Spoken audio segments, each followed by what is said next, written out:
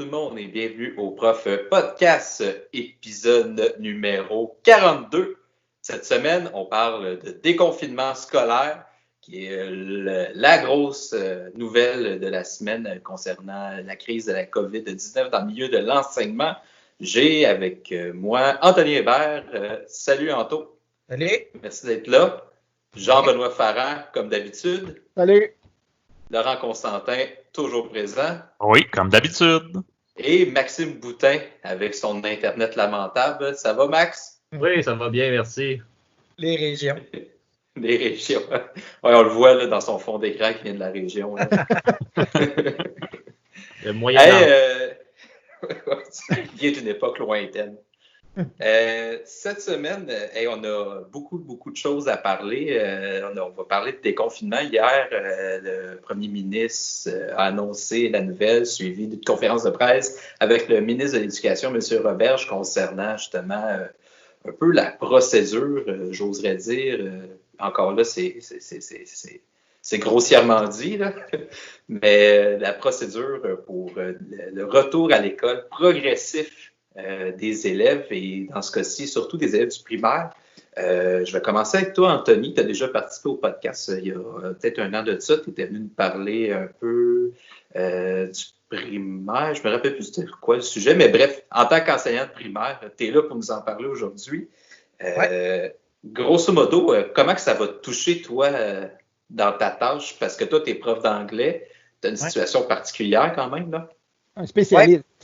Oui, c'est ça, un spécialiste. Je vais commencer par dire que, premièrement, ce qu'on a eu comme information, c'est que il n'y avait pas pensé aux spécialistes. Fait que, autant éducation physique, musique, anglais, on n'a pas d'informations de notre côté. Fait que, tu sais, on parle beaucoup, le 11 mai, ça recommence. Le 4 mai, on est censé de recommencer, mais on sait pas s'il faut se rendre. Nous, on a une situation particulière à mon école parce qu'on a un service de garde d'urgence dans mon école. Donc, les enfants des travailleurs de première ligne de la santé ou des travailleurs essentiels, finalement, ils viennent dans mon école. Donc, on ne pouvait pas se rendre dans l'école à cause de cette raison-là. Et là, soudainement, le 4, on peut y aller.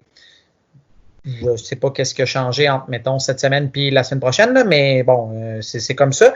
Moi, je vais tout de suite dire, là, avant de m'emballer un peu, là, que moi, je suis 100% pour le déconfinement. Je suis 100% pour le fait qu'on reprenne les activités, qu'on reprenne l'école, si c'est prudent. Oui. Ça, je pense que ça, c'est le mot d'ordre. Puis le ministre, il l'a répété plusieurs fois aujourd'hui encore dans le plan de retour des entreprises. Hier aussi, ils l'ont dit. Mon seul questionnement, c'est le comment. Puis tantôt, on va parler des mesures qu'il va falloir appliquer dans nos écoles. Et que physiquement, ça va être, j'aime pas ça utiliser le terme impossible, là, mais très improbable. Mm-hmm. Parce que c'est peut-être important aussi pour les auditeurs qui vont nous écouter, qui nous écoutent, qu'on est tous des enseignants qui habitent dans des zones dites froides, là, parce que il y avait la zone froide qui était que l'école primaire et les garderies vont ouvrir le 11 mai, et les zones chaudes où ça va rouvrir, je crois, le 19. Ouais, mais grande région de Montréal, ça. Oui, puis grande région de Montréal, j'ai regardé là, la fameuse CMM, qui est la communauté métropolitaine de Montréal. Finalement, c'est la moitié de la population du Québec. Là. C'est 4 millions de la population. Fait que finalement, c'est la moitié de la population qui va rouvrir environ le 11 mai et l'autre moitié le 19. Voilà. Laurent, géographiquement, on parle de quoi? Là? On sait que c'est Laval-Montréal, mais Laval-Montréal et la rive sud jusqu'à environ au Richelieu. Là, donc, tu as Belleuil, tu as Chambly, tu as Mont-Saint-Hilaire. En fait, ils ont découpé ça d'une certaine façon avec les commissions scolaires. Fait qu'il y en a qui sont un petit peu plus loin, puis qui sont considérés dans la CMM, puis d'autres même parfois qui sont plus proches géographiquement de Montréal, comme Saint-Jean-sur-Richelieu, qui n'est pas dans la CMM. Puis les Patriotes. Patriotes, c'est dans la CMM, oui. OK. Puis je pense même dans la région du Suroît, comme Châteauguay, Beauharnois, Valleyfield, ça je pourrais pas dire, mais c'est considéré dans la CMM. Puis si tu montes vers le nord aussi, je crois que tu as les villes du genre Sainte-Thérèse, Saint-Eustache, Repentigny aussi. En fait, c'est pas juste... J'ai une confirmation de Montréal. Là. J'ai une confirmation d'un collègue, Bastien Lemieux, qui nous dit que lui ne rentre pas, en fait, aux dates prévues. Fait qu'il doit Lui, il habite à Saint-Zotique, Valleyfield. C'est là qu'il enseigne. Puis je pense que ça veut dire que lui fait partie de cette région-là. Ça doit être la 19. Ouais, c'est ça. Je pense que Vaudreuil fait partie, en effet. Oui, ben, c'est ça. Mais tu sais, on est tous dans des régions différentes, là, ou presque. Puis le problème, c'est que ça a été garroché un petit peu. Puis tu sais, comme je disais, moi, je suis pour, mais il faut que tu m'expliques comment. Puis il faut qu'on mette les moyens en place pour que ça soit bien fait. Puis juste pour faire une comparaison, là, aujourd'hui, 13h et quelque chose, là, le premier ministre et le ministre de l'Économie ont parlé du plan de retour des entreprises. Je ne sais pas si vous l'avez regardé, là, moi j'ai observé ça parce que ma conjointe est dans les entreprises qui sont fermées depuis longtemps, mais qui ne rouvriront pas. Là. Et au moins, même si on est d'accord, qu'on ne soit pas d'accord, c'est pas important si la décision a été prise, mais c'est clair. Puis il y a des chiffres, il y a des dates. Donc, ça va être fait. Qu'on soit d'accord ou non, c'est plus ça important. Ce qui est important, c'est qu'au moins, c'est décidé. On dirait que ça n'a pas été fait sur le coin d'une table. Là, quand on va parler des questions tantôt, là, il se serait assis 5 minutes avec n'importe quel prof au Québec, puis il y aurait eu ces questions-là. T'sais. Puis on dirait que ça n'a pas été fait. Là, moi, je parle de ma réalité de spécialiste, là, mais n'importe quel prof aurait dit la même chose. C'est quoi les grandes critiques qui sont faites à date là, sur ce déconfinement-là? En fait, ça implique le primaire, les CPE, les garderies, etc. Le secondaire, c'est supposé attendre jusqu'en septembre, mais encore là, on y reviendra tantôt pour le secondaire parce que c'est pas clair non plus à ce niveau-là. Mais c'est quoi les critiques qui sont faites, ou du moins, toi, tu as parlé un peu avec tes collègues, je pense, tantôt, là, mais c'est quoi les problèmes majeurs qui ressortent? Ben, tu sais, premièrement, je pense qu'avant d'y aller là-dedans, là, je vais faire juste une petite lecture là, de quelque chose qui est écrit, qu'on a reçu. Mesures de mise en application dans les établissements scolaires. Bon, ben, ça, c'est le ministre qui nous a envoyé ça. Premièrement, retour non obligatoire des élèves dans les établissements scolaires. Bon, ça peut se comprendre. Il y a des gens que leur santé est plus fragile ou par choix ne veulent pas envoyer leurs enfants, puis c'est parfait. Deuxième point, respect de la règle de distanciation sociale de 2 mètres. Bon, juste géographiquement, le corridor de mon école fait 1,80 m. En tout cas, je vous laisse avec ça. Donc, il ne peut pas y avoir de croisement dans le corridor. La liste à l'intérieur, le retour, c'est à l'extérieur. C'est ça, c'est ce que je comprends. Sens unique. On ne peut pas être ventripotent. Non, c'est ça. Dans une de mes écoles aussi, parce que j'en ai 2, il y a juste un escalier. Donc, à ce moment-là, je ne sais pas ce qui va se passer au midi. Tout ça, ça va sûrement être répondu bientôt, là, je l'espère. Puis moi, je vais répéter, j'ai toute confiance en nos instances un petit peu plus hautes. Je trouve juste qu'avant d'annoncer ça, ça aurait pu être un petit peu plus clair.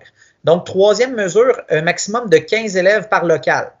Bon, une classe de 6e année, moi, je suis dans un milieu défavorisé, on a un ratio de 20 élèves.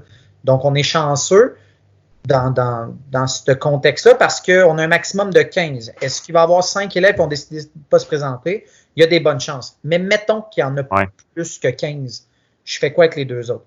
On les envoie où? Comment je choisis ceux qui vont rester avec moi, leur vrai prof, versus ceux qui vont aller ailleurs, un autre endroit indéterminé? Ça non plus, ça n'a pas été répondu encore. Horaire ajusté pour minimiser les déplacements et les regroupements en même temps. Accès à la cour de récréation, le dîner, tout ça, ça fait du sens. Il va falloir modifier ça c'est sûr. Entretien régulier pour assurer la salubrité des locaux, évidemment. J'ai la chance de connaître très, très bien mon concierge, un de mes amis. Et puis, en ce moment, avec 15 enfants dans notre école pour le service de garde d'urgence, il travaille à désinfecter et tout ça 3 heures par jour. Oui, parce qu'il disait qu'il fallait qu'il désinfecte tous les locaux, je pense 2 fois. Oui, c'est ça, exactement. Puis je pense que c'est aux 2 heures les objets. Oui, c'est aux 2 heures les locaux et les objets. Là il m'est pas revenu avec ça, là, mais en tout cas, lui, il travaille en ce moment 3 heures simplement pour la salubrité pour 15 élèves. Donc là, on va en rentrer, nous, on est une école de 280 élèves, fait qu'on va en rentrer, disons, mettons 150, exemple. Fait comment on va gérer ça? Il va y avoir plus de concierges, ça va être les spécialistes. Moi, je pense que ça va être une avenue qui va être proposée, là, d'envoyer les spécialistes, justement, qui voyaient trop d'élèves par jour aider pour ces trucs-là. Puis moi, encore là, je suis bien prêt à le faire si c'est clair. Ensuite, entretien régulier, oui, c'est ça, je l'ai dit. Sensibilisation en matière d'hygiène des mains et d'étiquette respiratoire. Bon, on va leur demander de se laver les mains, mais ils ne pourront pas y aller tout en même temps. Donc, on verra. Lavage des mains fréquent et obligatoire pour tous. Transport scolaire. Et là, je vais avoir un petit bémol là-dessus. Transport scolaire réorganisé de sorte qu'un banc sur 2 soit libre et que la limite d'un enfant par banc soit respectée. Bon, le transport scolaire. Une des raisons de commencer le primaire hier a été dit par notre Premier ministre Legault, c'est que les élèves du secondaire, cégep, université utilisaient beaucoup plus le transport en commun, ce qui faisait que c'était à risque. On se rappelle de ça, je pense que c'était le point 4. Ouais. Mais les autobus scolaires, moi, dans mon secteur, pratiquement tous les élèves utilisent le transport scolaire. Okay. Les autobus sont pleins. Il n'y a pas vraiment d'élèves à pied.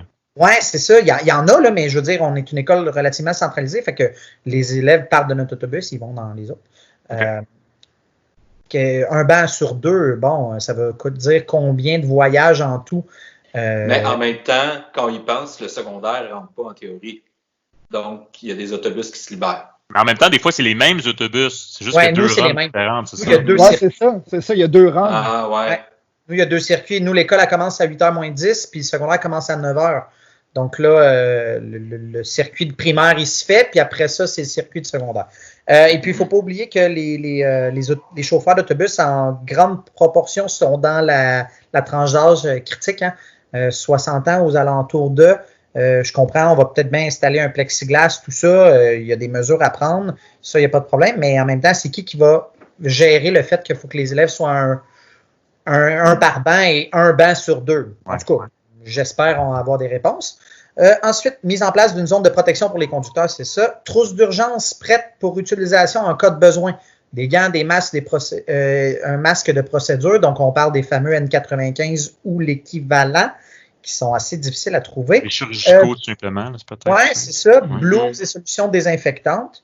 Interdiction à toute personne, élève ou personnel présentant des symptômes de la COVID, évidemment, de fréquenter l'école, et ça pour une période de 14 jours, ça c'est correct. Présence à l'école non recommandée à toute personne, élève ou personnel de l'école présentant une vulnérabilité sur le plan de la santé, maladie chronique, déficit immunitaire grave, grossesse, proportion des femmes en enseignement énormément élevée. Au primaire, beaucoup de jeunes femmes enceintes, ou qui le désirent le devenir, ou qui le sont, ou en tout cas, il y a une grande proportion. Donc, ça aussi, ça va être des questions 60 ans et plus aussi, avant septembre 2020. Donc, ça veut dire que si tu as 59 en septembre, tu es correct. On verra. Lieu commun non essentiel fermé dans les écoles et accès aux établissements scolaires réservés au personnel et aux élèves seulement. J'ai parlé avec des gens de la Fédération des enseignants d'éducation physique et puis ça semblait dire que les gymnases et les bibliothèques et autres lieux non essentiels, donc j'imagine s'il y a des écoles qui ont des laboratoires informatiques ou des choses comme ça, c'est pas essentiel, on ferme tout ça. OK. Bon, à la limite, tu peux te servir de ton gymnase pour faire une classe où il y a vraiment un espacement, là, mais... Ouais. Donc, ça, c'est les mesures qu'on a reçues. Bon. Il y a beaucoup de choses et en même temps, ça dit très peu. Tu sais, Mais c'est le comment. C'est le comment le problème. Et puis, en même temps, je pense que le ministre de l'Éducation va faire confiance aux directions d'établissement en disant ça va être votre responsabilité de gérer les groupes. Je pense qu'il avait été donné aussi comme recommandation d'aviser à l'avance, que les parents avisent à l'avance la direction en disant moi, mon jeune va revenir à l'école, moi, mon jeune ne reviendra pas à l'école. Au moins une semaine d'avance. Mais des fois, c'est compliqué avec la communication. Nous, on a eu la consigne d'envoyer le sondage finalement et les élèves ont jusqu'à la fin de la semaine prochaine pour le savoir. Jusqu'au 4 mai, pour le dire. Et puis, dans l'école où est-ce que mon garçon va aussi, on l'a reçu aujourd'hui. Donc, c'est vraiment pas la commission scolaire qui gère ça, mais les établissements. Donc, dépendamment des directions, dépendamment des conseils pédagogiques aussi, parce qu'il y a beaucoup qui gèrent par les conseils d'administration et tout ça. Donc, c'est ça. Je pense que ça va être géré à la pièce. Puis moi, je le rappelle, là, il faut qu'on recommence un jour. Ça, c'est pas questionnable. Puis, tu sais, c'est pas une question parce que j'entends beaucoup de oui dire c'est ça, il était payé à rien faire, ils veulent continuer. Ben non, mais c'est parce qu'on ne veut pas nécessairement être les cobayes d'une situation qui est hors de contrôle non plus. Ben, c'est ça, mais une des critiques qui a été faite, c'est que le masque et les gants vont être obligatoires en CPE. Mais le primaire, ça ne l'est pas du tout. Puis je sais que déjà les syndicats, ils ont jumpé là-dessus, entre autres. Là. J'ai hâte de voir si les syndicats disent non, et le gouvernement se rend compte qu'il n'y a pas assez de masques pour tous les enseignants du primaire, enseignantes du primaire. Ben là, on est dans une impasse. Faut au moins que cette demande-là, qui je crois est justifiée, soit appliquée. Tu sais, Ben ça, c'est nous, notre syndicat dit que sans masque, c'était non. C'est ça la politique. Pour l'instant, on verra comment ça va s'articuler tout ça.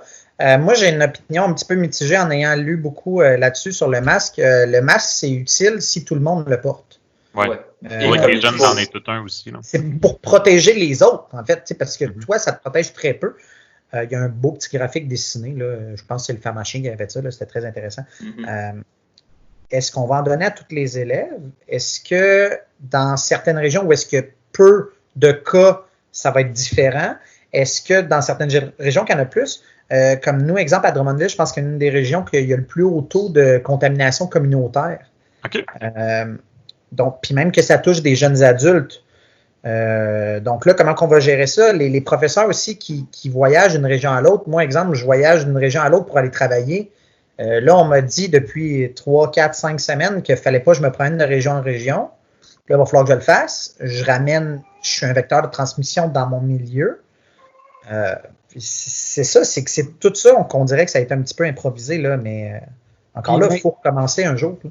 Puis même s'ils fournissent des masques, est-ce qu'avec le masque fourni, est-ce qu'on a une formation sur l'utilisation du masque? Est-ce que les enfants vont avoir une formation sur l'utilisation du masque aussi? Parce que c'est bien beau avoir un masque, mais tu l'enlèves de même, tu te mets les mains dedans, tu te ramasses à en avoir ses mains, tu te ramasses à...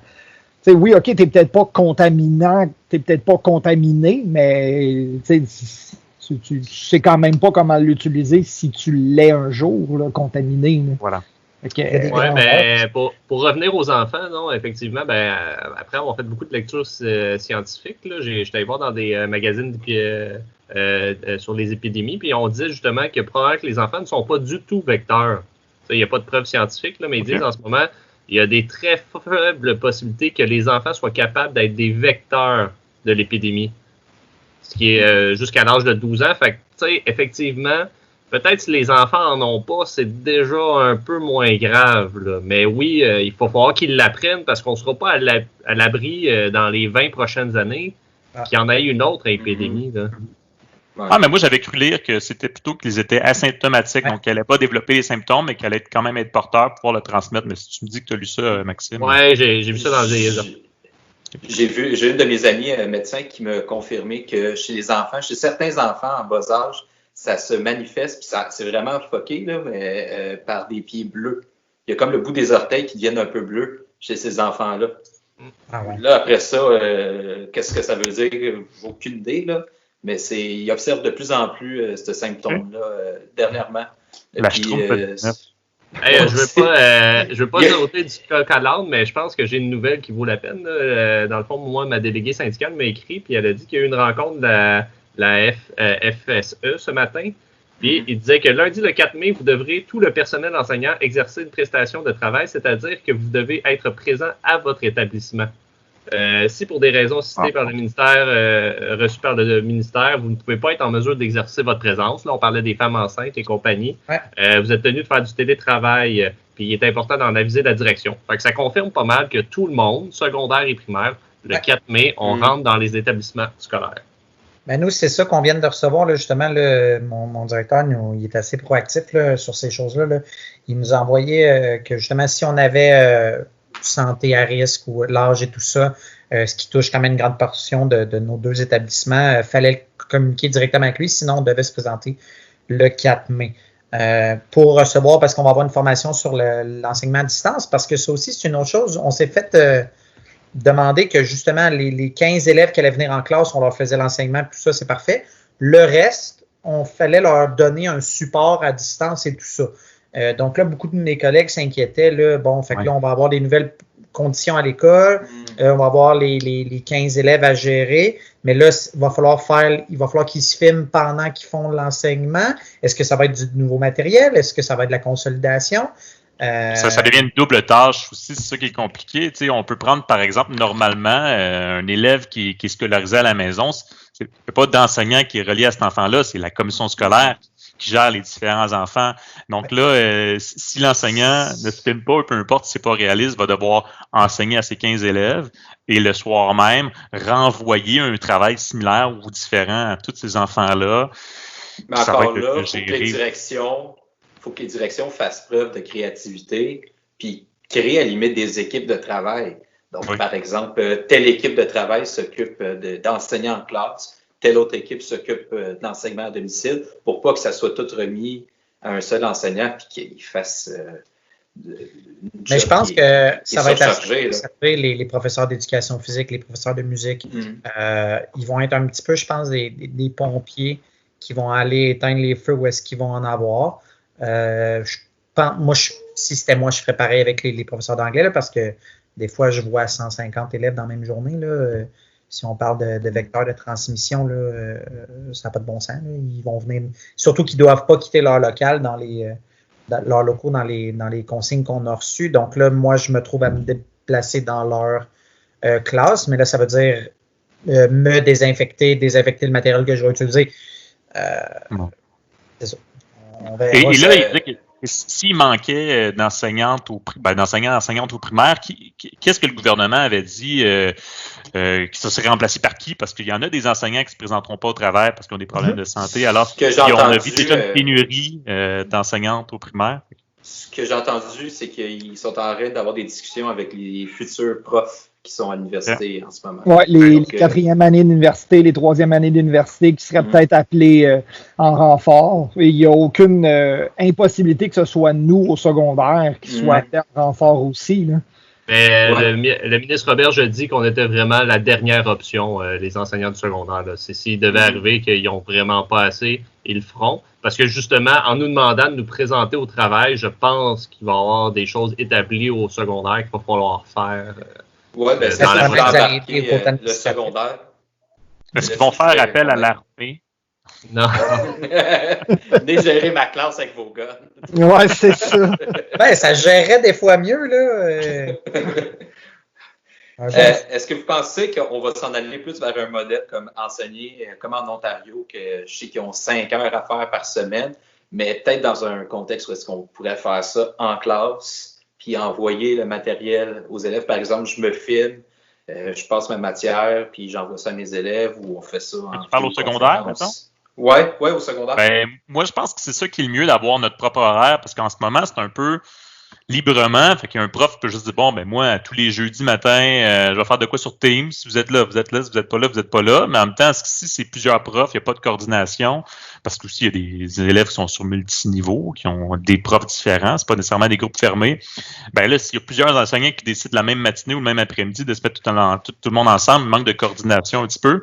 Fait que moi, ce que je souhaiterais, c'est d'avoir vraiment un horaire de travail formel en disant, ben voici, Laurent, ça, c'est ta case horaire, que ce soit un groupe à la fois où vous mettez mes 150 élèves en même temps dans le même groupe sur Internet. Moi, j'ai pas de problème, là. Mais en ce moment, il y a trop les mots facultatifs, volontaires, faites de votre mieux, optionnel.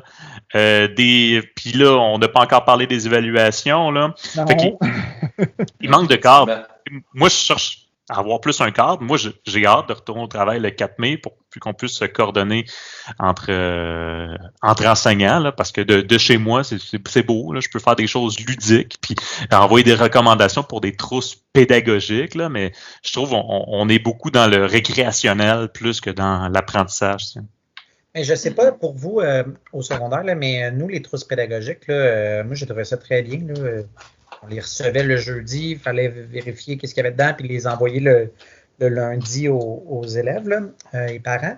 J'ai trouvé que c'était vraiment un beau principe qui a été mis. Tu sais, quand on parle que des fois la politique c'est long puis que ça avance pas, là, mais ça a été mis en place en quelques jours, puis je connais quelques enseignants qui ont travaillé là-dessus, puis ils n'ont pas chômé, puis ils ont travaillé d'arrache-pied, puis ça, je trouve ça merveilleux, je trouve que ça a été un beau principe, quelque chose qu'on pourrait peut-être continuer à avoir, parce qu'il faut se rappeler que ça doit être facultatif, ça ne doit pas être évalué, on s'est fait dire, et que obligatoire, c'est un petit peu la même chose que facultatif, mais comme tu dis, Laurent, on nous répète que c'est facultatif, que c'est un peu lousse. Mais là, on va arriver au bout. Puis là, les élèves, comment on fait pour les évaluer? Ceux qui étaient en réussite réussissent. Ceux qui étaient en échec, on verra. C'est un petit peu ça qu'on s'est fait dire, surtout au secondaire. Je pense à quelqu'un en secondaire 5, chimie, physique, qui s'en va au cégep en sciences nature pour aller en médecine. On fait quoi? Ça va manquer des morceaux. Mais surtout, parce que là, on n'a pas arrêté de nous répéter dans les 6 dernières semaines, il ne faut aucune nouvelle matière. Surtout pas quelque chose qui va être à l'évaluation lorsqu'on va revenir à l'école. Mais là, est-ce qu'on va nous dire, là, vous pouvez enseigner quelque chose de nouveau. Et là, il va pouvoir avoir des évaluations parce que il manque de... Je pense que... Vas-y, Max. Ministre Roberge, il a un peu, il a un peu patiné là-dessus quand il s'est avancé à parler de finalement, là, oui, je vous ai dit que vous étiez en vacances, les élèves, mais aller à l'école, c'est obligatoire jusqu'à 16 ou 18 ans, il avait dit, ceux qui échouent en ce moment, là, faites vos affaires, peut-être que vous allez réussir. Je trouve que c'est beaucoup avancé sans trop savoir vraiment à quoi vont ressembler justement les évaluations. Parce qu'au début, moi, je trouve qu'il était très clair. Il avait dit, écoutez, on a fait 2/3 de l'année, on est capable d'avoir un jugement professionnel. Ouais, puis là, finalement, on dirait qu'il a changé d'idée en cours de route en disant, c'est pas des vacances, puis vous réussissez pas, faites des petits travaux, puis vous allez peut-être passer. Fait que, je trouve qu'il envoie des messages un peu contraires, parce que peut-être qu'il y a aussi eu des sons de cloche des directions puis des commissions scolaires en disant, hey, on a un taux d'échec, au lieu qu'il soit situé à 8 ou 6 il est à 14 en ce moment. C'est ça comme son de cloche. Moi, je commence à en recevoir des courriels là, de parents ou d'élèves qui sont inquiets en disant, mon enfant a 55%, et il veut vraiment bien réussir. Qu'est-ce que mon enfant pourrait faire pour réussir? Mais là, est-ce que je te donne une évaluation? Est-ce que je bâtis une évaluation juste pour toi? Est-ce que je bâtis une évaluation pour tout le monde? Puis ceux qui veulent le faire vont le faire. Je trouve ça un petit peu trop à la pièce. Puis en même temps, est-ce que j'essaie de faire à croire ou est-ce que le gouvernement essaie de faire à croire un élève, mettons, qui a eu 45% toute l'année, présente-toi en ligne sur Teams ou sur Zoom, peu importe. Puis, même si tu as eu 45% toute l'année, là, tu vas pouvoir réussir. C'est comment qu'on va pouvoir départager toutes ces choses-là, en fait? Mais là où est-ce que j'ai un problème avec tout ce qu'on mentionne, c'est on remet ce trouble-là au prof en disant arrange-toi avec tes problèmes en ce moment avec cette déclaration-là d'hier. Tu sais, que c'était clair que là, finalement, ça ne l'est pas. Moi, je trouve que c'est un peu ce leadership-là qui manque depuis le début en lien avec l'éducation de la part du gouvernement. Puis, je suis sûr qu'ils sont bien intentionnés, mais ils ne pensent pas à toutes les zones grises qu'il y a dans notre job. Puis, ça donne la situation qu'on a en ce moment, là, évidemment. Là. Et d'autant plus que, moi, je suis dans une matière qui est ministérielle. Il y a un examen du ministère en histoire secondaire 4. Donc, quelqu'un qui va réussir cette année, qui a eu 55%, je sais pas, je lui ai donné une petite évaluation bonbon pour vraiment qu'il passe en me disant, c'est vrai, s'il y avait eu une troisième étape, il aurait pu mettre plus d'énergie. C'est vrai, peut-être que le 2/3 de l'année, finalement, parce que l'étape 1 et 2, ça vaut seulement 40% de l'année globalement. Puis l'examen final aurait dû valoir 50%. Fait que finalement, ces 2 premières étapes-là valent véritablement seulement 20% de l'année scolaire. Celui qui a 55% ou 59%, peu importe, c'est un freeway, là. C'est une partie gratuite. Alors que celui que non, il ne fera pas l'évaluation supplémentaire ou qu'un prof fait comme non, t'as 56, tu coules. L'an prochain, là, l'examen va avoir lieu. Fait il y a une certaine, je sais pas, iniquité ou injustice. C'est sûr que c'est un contexte spécial, fait qu'il va y avoir des résultats spéciaux, mais en même temps, donnez-moi un cadre évaluatif plus clair. Voilà. Mais il y a peut-être une réflexion comme pédagogue à se demander aussi, puis comme société à l'évaluation, à tout prix. Ouais. C'est sûr que rendu à 16-17 ans, là, secondaire 4-5, oui, les jeunes doivent être évalués sur une connaissance ou des compétences, peu importe le régime pédagogique qu'on appartient, là, c'est pas grave. Mais est-ce que c'est nécessaire d'avoir des évaluations aux 2 semaines? T'sais, moi, j'entends des collègues là, qui paniquaient déjà avant la relâche parce que on manque 2 jours de tempête, que là, ils n'arriveront pas dans leurs évaluations. Il va manquer de traces. Ouais, c'est ça. Le programme est lourd, on a trop de choses à leur montrer, on a tant de notions à faire, mais là, ces élèves-là, là, ils n'auront pas plus, là, ces notions-là. Est-ce qu'on a une réflexion à se faire? Puis là, on a eu beaucoup de temps. Puis c'est peut-être le temps de la faire, la réflexion aussi. Est-ce que c'est nécessaire d'avoir autant de matière pour les jeunes? Est-ce que c'est nécessaire qu'on leur bourre le crâne à tout prix sur 1000 notions alors qu'ils en maîtrisent peu ou plus, là, dépendamment des individus, là, peut arriver à la fin de l'année avec un diplôme qui dit, bon, ben, tu as eu 20 évaluations dans ton secondaire 5, disons, ministériel, puis ça vaut pour ton achievement. Là. On reconnaît tes compétences en France. Ouais, c'est ça. Il va y avoir une réflexion à se faire, là, puis c'est de valeur parce que les profs ne sont pas beaucoup écoutés là, dans ces décisions-là, là, mais et très peu consultés, là, mais il va falloir y penser aussi. Là. J'aimerais ça, pour poursuivre, qu'on parle un peu du mois de septembre. Comment vous voyez ça de votre part? Mettons, je présume, tu sais, puis encore là, je prends rien pour acquis parce que si on regarde, on va en parler tout à l'heure un petit peu ailleurs dans le monde, qu'est-ce que ça peut avoir, qu'est-ce que ça a de l'air, mais le Japon, je sais qu'ils ont déconfiné, finalement, ils ont reconfiné les écoles OK, d'accord. En peu de temps. Donc, je prends rien pour acquis, mais supposons dans le meilleur des mondes que le secondaire rentre en septembre. Comment vous percevez ça? Ben, moi, j'avais une question. En fait, dans la fameuse théorie, puis finalement, on dirait qu'il y a un article de Patrick Lagacé que j'ai pas eu le temps de lire, là, mais c'était comme, elle est rendue où? On sait quoi le terme déjà? L'unité collective. Collective, merci beaucoup.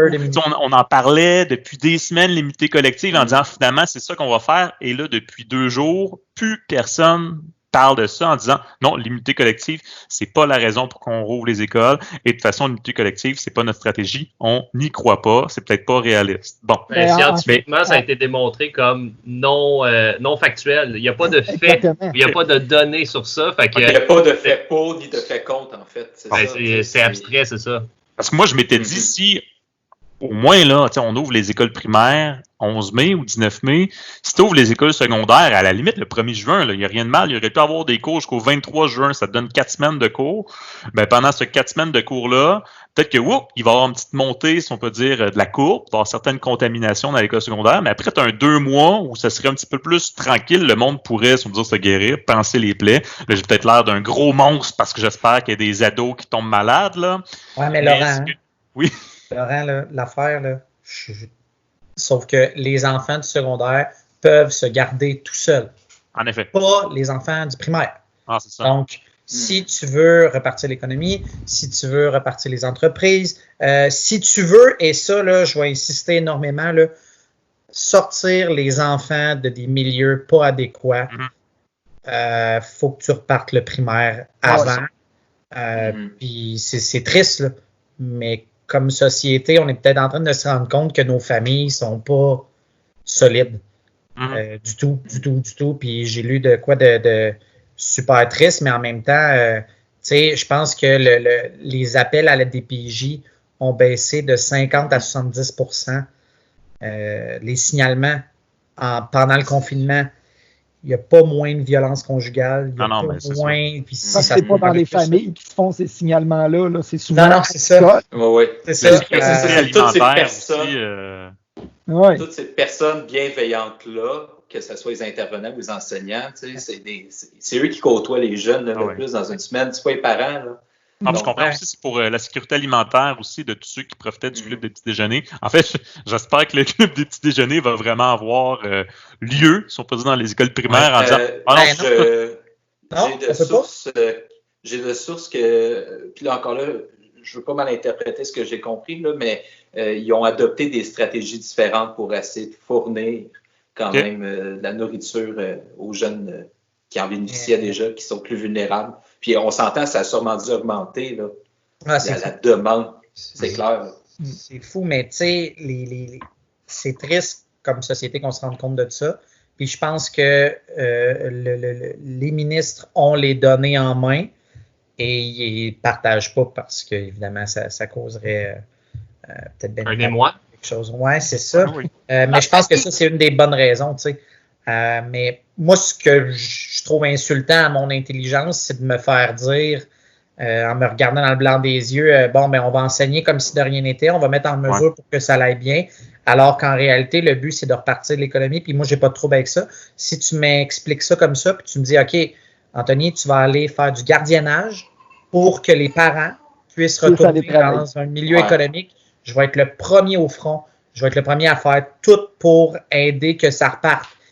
Mais fais-moi pas croire qu'on va respecter dans une classe conçue pour 22, là, puis qu'on en met 30 dedans, là, parce que le ministre Robert a dit que les classes étaient conçues pour 30, là, mais je l'inviterai avec un galant mesuré dans ma classe, puis on verra. Puis j'ai une des grandes classes dans mon école, mais c'est ça, c'est pas réaliste de faire ça. On va le faire. Moi aussi, j'aurais aimé que le ministre nous dise, honnêtement, de manière transparente, la distanciation sociale dans les CPE et dans les écoles primaires, ça ne sera pas possible. On va vous donner des moyens de protection, mais ça ne sera pas possible. Comme il n'y a pas de distanciation sociale tant que ça, dans le milieu de la santé, entre un préposé aux bénéficiaires et son patient. Il y a des mesures de protection, mais pas de distanciation. Tu sais. On va faire le maximum, mais c'est sûr qu'il va y avoir des cas. Mais tu sais, justement, en sachant qu'il va y avoir des cas, pourquoi pas réouvrir les parcs municipaux?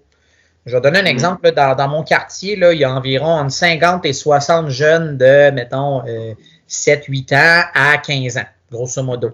Et on a un grand parc qui est central avec des modules de jeu, des balançoires, tout ça. Mais là, c'est fermé, évidemment, parce qu'on ne veut pas qu'il y ait de contamination. Mais là, on va dire à des enfants, on va dire à des parents de ne pas faire de souper d'amis, de ne pas aller voir leurs voisins pour jouer au Xbox. C'est sûr que c'est plus de notre génération. Là. À cette heure, ils jouent tout en ligne, là. Mais c'est pas grave. Là. De ne pas se voir. Pas la génération de JB en passant. non, lui, c'était... Lui, c'était 2 joueurs. Alors, nous autres, on joue au Nintendo. Mais moi aussi, mais en tout cas. Marc, toi, t'es plus jeune, là, c'est ça le problème. Mais, tu sais, c'est ça. Donc, ils peuvent pas voir leurs amis à l'extérieur, peuvent pas aller jouer au parc, peuvent pas aller se balancer, peuvent pas aller jouer à Marelle si ça se joue encore, là, je sais pas. Là. Les parents peuvent pas aller au restaurant. Ouais, non, c'est ça. Mais tu vas aller dans une école avec 200 autres jeunes. Bon. En même temps, c'est juste dans 2 semaines. C'est juste dans 2 semaines ou 3 semaines cette ouverture-là. Fait que moi, je crois qu'il va y avoir plein d'autres annonces d'ici 2 à 3 semaines. Ouais. Déjà, là, ils ont annoncé bientôt, je pense que c'est pour le 4 mai, la rouverture de certains commerces. Tous ceux qui ont une porte extérieure. OK, c'est ça. Ouais. Dans les usines, il y a un pourcentage, là, c'est 50 employés plus 50% de ce qui reste qui ont le droit de travailler sur le même corps. Fait que, mais c'est ça que je disais tantôt. Ça, c'est clair. Puis je crois qu'ils vont devoir le faire région par région. C'est le fun qu'ils identifient zones froides, zones chaudes, si on peut dire, là. Mais dans certaines régions, ils pourraient vraiment tout déconfiner, sauf le transport, mettons, interrégional. Là. On a un ami qui, lui, est dans le Bas-Saint-Laurent, puis je pense que ça fait une semaine qu'il n'y a aucun nouveau cas de coronavirus. Plus que ça fait 14 jours, ça fait 2 semaines. Ah ouais, ok, bon. C'est ça. Fait qu'à un moment donné... Ou des fois, c'est vraiment des foyers de contamination dans les CHSLD. Dans la société en général, il n'y a plus rien non plus. Ce qu'il faut garder en tête, c'est que ça reste une pandémie tant et si longtemps qu'il n'y a pas 60% de la population qui a pogné le dit virus. Mettons qu'on observe avec les tests. Oui, ben, tu sais, mettons, avec les tests qu'on a faits, on est à, je sais pas, c'est combien, disons, 25 000 cas au Québec, là, comme répertoriés. Si on est un peu réaliste, on pourrait peut-être monter le réel à 100 000 cas. Mais encore là, 100 000 cas, on est loin du 60% de 8,5 millions. Là. En même temps, combien de tests tu as fait pour avoir ces cas-là? C'est ça qui fait la distinction, je crois, du Québec par rapport à d'autres provinces. On a vraiment beaucoup de cas, mais on a fait vraiment beaucoup plus de tests que les autres provinces. Et il y a beaucoup de personnes qui sont dites porteuses ou contaminées, alors qu'ils n'ont même pas reçu de tests, tout simplement. On les prend pour acquis. Dans les CHSLD, des fois, on a dit, OK, il y en a 2-3 dans cet étage-là qui sont contaminés, mais on va tous les considérer comme contaminés, si on peut dire. Là. Mais hier, il parlait d'augmenter à 15 000 tests par jour. Là. Ça en prend du monde pour faire ça. Ça en prend du matériel pour faire ça, 15 000 tests par jour. Oui, OK, on peut vérifier si le monde sont porteurs, mais ça ne s'organise pas du jour au lendemain. Ah, puis au bout de la ligne, disons que demain matin, ils te disent, bon, ben, toi, tu es porteur, ou toi, tu l'as, ou tu l'as eu, ou peu importe, ta blonde, ton enfant, peu importe. On fait quoi avec justement le fait que je dois retourner travailler? Ça veut dire qu'il ne faut pas que j'y aille, il faut que quelqu'un me remplace. Pas de problème. On n'avait déjà pas de suppléant. J'imagine qu'on va aller piger ici et là. On fait quoi avec les TES? On fait quoi avec les professionnels? On fait quoi avec les gens qui se déplacent d'une école à l'autre? Je prends notre psychologue à l'école, elle a 12 écoles. Puis ils ont demandé aux personnes dans le système de santé de ne pas se promener d'un lieu à l'autre. Fait que, là, c'est 12, là, c'est plus juste 2 CHSLD ou 3, là. C'est ça. Puis, tu sais, dépendamment des régions, il y a des régions qui sont plus touchées que d'autres. Il y a probablement des régions dans la ville qui sont plus touchées que d'autres. Est-ce qu'on va répertorier ça? J'espère que oui, un petit peu. Est-ce qu'on va faire attention dans le transport scolaire avec les... Tu sais, je pense que la Fédération des transporteurs là, était censée d'émettre un communiqué parce que, justement, comme leurs conducteurs sont âgés, ça va être difficile de gérer ça. Ils sont dans la tranche à risque. Là. Puis ça, sans parler de tous les profs qui sont dans la tranche à risque aussi, les éducatrices en service de garde. Les élèves qui étaient dans mon service de garde d'urgence, exemple, ils s'en vont où la semaine prochaine et l'autre? Ben, c'est toutes des questions, en fait, que d'ici une semaine, là. Ouais. D'ici une semaine, pas dans 2 semaines, la veille, là, veille de la rentrée, mais d'ici une semaine, il faudrait avoir des réponses globalement à tout ça, que ça soit prêt. Puis c'est pour ça que je trouve dommage un petit peu que à ce période, il y a genre 14 comités qui se sont créés à Québec, mais il y a un plan qui est arrivé, clac, à la table, mais oui, il manque un paquet de détails. Fait que oui, on espère avoir des réponses. La FAE dit qu'ils n'ont pas été consultés pour ce plan-là. Là. Oui. Une fois que tout ça serait élaboré, il aurait été consulté, mais pas consulté en cours, si on peut dire. Ça aurait été classique. Ça aurait été classique du ministère, ça. Mais ça, c'est... On va vous consulter pour vous montrer ce qu'on a décidé. Qu'on annonce dans 30 minutes. C'est le pattern. C'est le pattern qui a toujours eu lieu en enseignement. On prend des décisions de notre bord puis vous vivez avec. Là. Mais j'ose espérer, puis encore là, je rêve en couleur, là, mais j'ose espérer que si une école ou une commission scolaire se rend compte que, regarde, la veille de la rentrée, on n'est pas prêt, ben j'ose croire qu'ils ne le feront pas. S'il n'y a pas toutes les mesures en place pour assurer que, hors de tout ces efforts, là, mais qu'au moins on puisse garantir la sécurité des travailleurs enseignants qui, je le rappelle, ne sont pas des travailleurs de la santé. Donc, dans cette optique de crise-là, ils ne sont pas des travailleurs essentiels, bien, qu'on évite de les mettre en danger le plus possible, là, puis eux puis leur famille. Là. Puis on n'est pas formés. Je pense que ça va dépendre du leadership des directions d'école. Ça va dépendre de la personnalité du directeur d'école. Est-ce qu'il est capable de faire face à son boss à lui, qui est le directeur de la commission scolaire, pour lui dire, regarde, moi, dans mon milieu, ça se fait pas. C'est pas possible. C'est trop dangereux pour mes élèves, mes enseignants, mon personnel. Non, je ne rouvre pas. Ça va vraiment dépendre des directeurs d'école. Je suis pas sûr qu'ils ont légalement ce pouvoir-là. Ça serait intéressant un jour d'avoir une direction. Je doute qu'ils nous parleraient aussi franchement. Là. Ça fait longtemps que j'en demande. Oui, c'est ça. Mais j'ai abordé plusieurs personnes là-dessus. Oui, mais tu sais, ce qui est fou, c'est que moi, j'ai 100% confiance aux individus. T'sais. Puis en éducation, moi, je le vois plus de par le milieu où est-ce que je suis. Là, il se fait des petits miracles à tous les jours. C'est incroyable. Puis le plus triste dans tout ça, c'est qu'il va s'en faire encore plus à partir du 4 mai. Puis, tu sais, là, j'ai regardé encore là, les groupes de profs de primaire. Puis là, les filles, je dis tout le temps les filles, là, ça s'organise pour s'acheter ou se faire des masques puis tout ça, mais c'est correct, là. Mais ça serait pas à nous de le faire.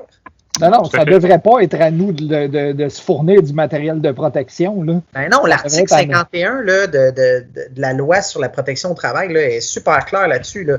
L'employeur doit, je l'ai perdu, là, la citation, là, je l'avais, puis dans mes choses, je l'ai perdu. Là. L'employeur doit absolument fournir un cadre de travail sécuritaire et ou les équipements de protection individuelle.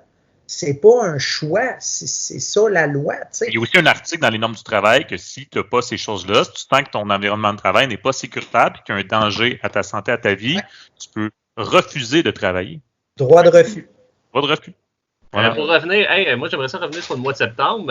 Ouais. Oui, vas-y. Merci, Max. Moi, je crois que pour les précaires, ça va être la rentrée scolaire la plus difficile de l'histoire. Parce que je ne pense pas qu'on engage tant de monde que ça en septembre. Parce que la distanciation sociale ne sera pas disparue. Le nombre d'élèves en classe ne sera pas disparu non plus. Fait que moi, je pense pour les gens qui sont non permanents, il y a des fortes chances qu'il y ait moins de gens qui soient engagés en septembre. Moi, j'aurais dit le contraire, Max. Ouais. Moi, je suis vraiment pas sûr, Max, parce que les inscriptions, théoriquement, sont déjà terminées. Fait que les directions d'école savent combien d'élèves il va avoir l'année prochaine. Fait qu'ils savent combien de groupes ils vont se créer.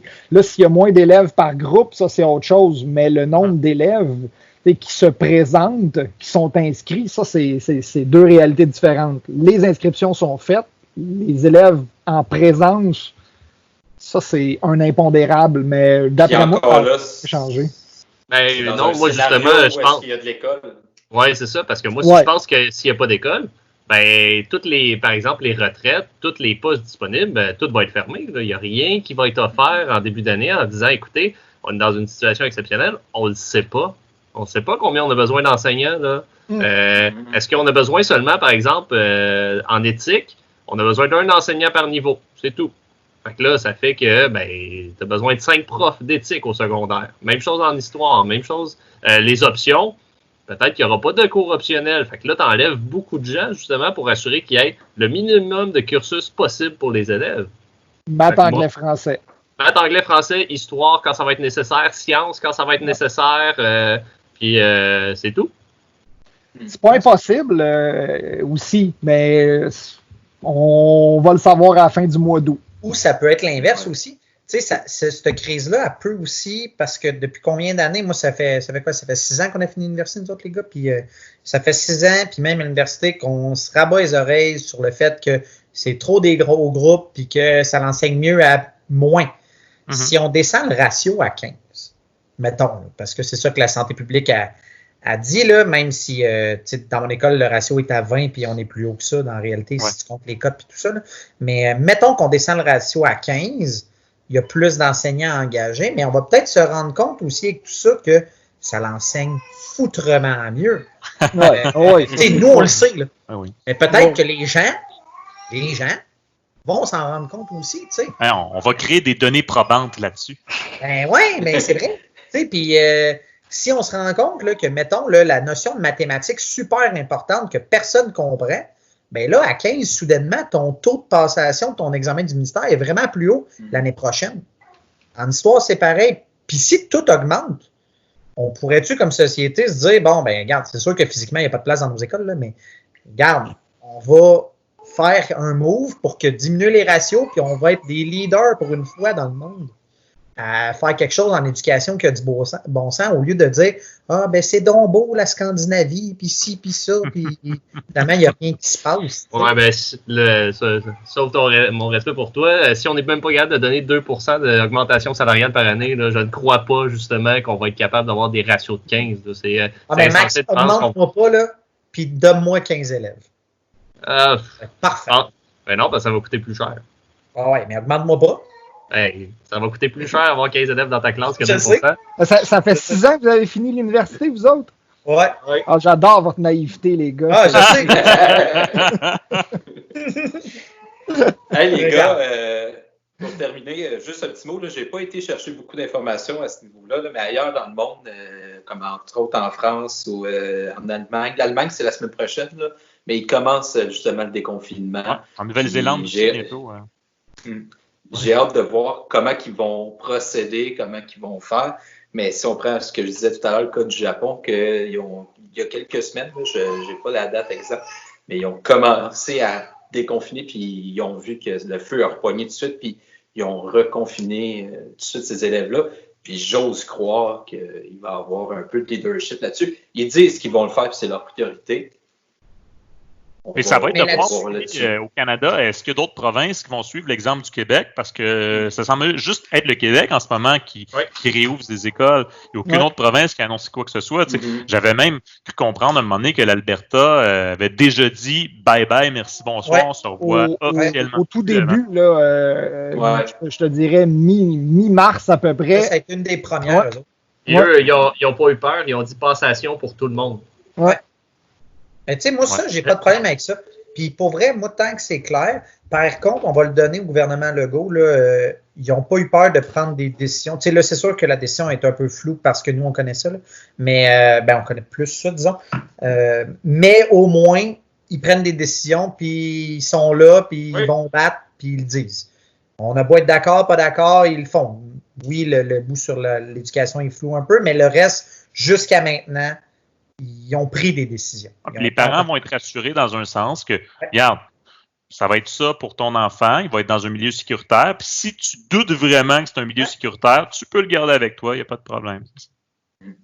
On s'attend juste à ce qu'il y ait une éducation à la maison. Sur ça, je pense qu'on va arrêter là, les gars. Laurent Constantin, merci beaucoup de ta participation quasi hebdomadaire. C'est un plaisir renouvelé. Merci, Max Boutin, de ta participation dans ton fin fond du Moyen-Âge. Merci beaucoup. Ça me fait plaisir. L'éducation au Moyen-Âge n'a pas évolué. Thomas Daquin devrait se revirer dans sa tombe. Thomas Daquin. Anthony Hébert, merci de tes lumières sur le monde du primaire. On a très peu d'intervenants du primaire en général, mais merci de ta participation. C'était fort apprécié et bon courage pour la suite des choses. Ça va bien aller. On le souhaite. Et Jean-Benoît Farrand, merci beaucoup de ta participation encore cette semaine. Ça m'a fait plaisir. Puis je suis sûr qu'on peut en reparler la semaine prochaine parce qu'on va avoir plus de détails sur tout ça la semaine prochaine. Fait que on peut faire une part 2 du déconfinement. Hein. Ouais, puis moi, je devrais avoir les informations là, directement là, sur comment on va mettre ça en place là, suite à nos réunions de demain et les autres jours. Oui, c'est ça. Nous autres aussi, on a une réunion 13h demain pour savoir comment ça se déroule. Fait que... on pourra peut-être faire un podcast déconfiné. À 2 mètres de distance, s'il vous plaît. Ma caméra n'a pas assez gros range pour tout nous comporter dans un seul écran. Je voudrais vous remercier aussi ceux qui nous écoutent toutes les semaines depuis le début de la pandémie. J'observe quand même une belle assiduité de vous qui nous suivez, qui nous écoutez, qui partagez surtout le podcast. Podcast qui, je rappelle, est très fait maison depuis le début. Donc, merci beaucoup de nous écouter. Si vous aimez ça, n'hésitez pas à le partager via les réseaux sociaux. On est sur YouTube, Facebook, iTunes, Spotify, Google Play Music, etc. Overcast. Overcast, partout où est-ce qu'il y a du podcast finalement. Balado Québec. N'hésitez pas à le partager. Mettez un petit pouce en l'air, un petit commentaire. Si vous voulez participer, vous pouvez toujours nous contacter. Ça nous fait plaisir. Et avec l'application qu'on utilise, c'est très facile de communiquer avec du monde de partout au Québec, même du monde au Moyen-Âge. Sur ce, passez une excellente semaine. Hey, ceux qui l'écoutent audio, ils ne comprennent rien. Là, c'est sûr que ça fait. Max, c'est au Moyen-Âge. Sur ce, passez une excellente semaine. Merci beaucoup. Hey, bonne semaine. Bye. Bye. Bye.